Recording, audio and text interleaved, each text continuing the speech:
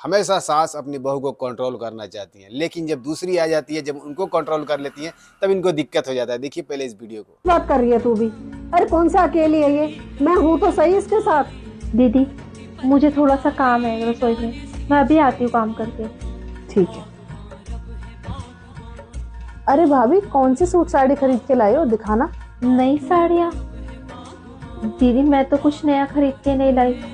अब आपको तो पता ही है ये बाहर रहते हैं और मैं मायके भी नहीं गई कि वहाँ से ले आती।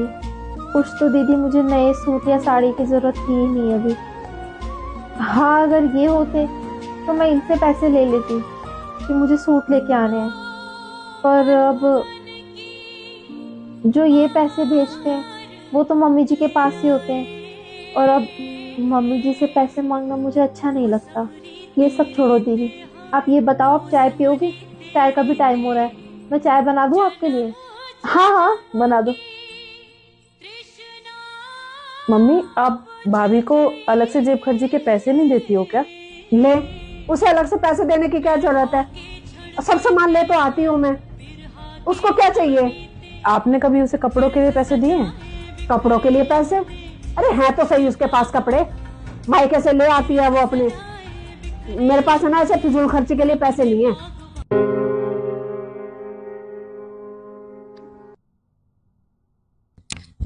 भाभी आपके पास फेस वॉश कौन सा है? मुझे ना मुंह धोना था। दीदी अलग से तो कोई फेस वॉश नहीं है, जो सब लोग यूज करते हैं मैं भी वही साबुन यूज कर लेती हूँ। अच्छा,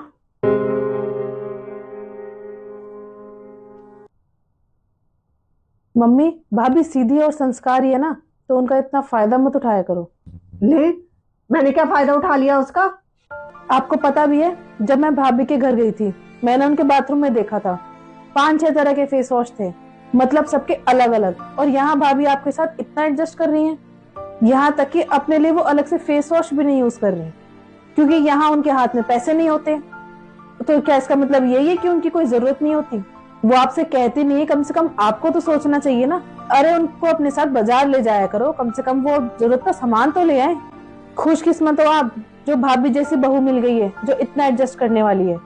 मम्मी वो हमारे बारे में इतना सोचती है तो हमें भी तो उनकी जरूरत के बारे में सोचना चाहिए।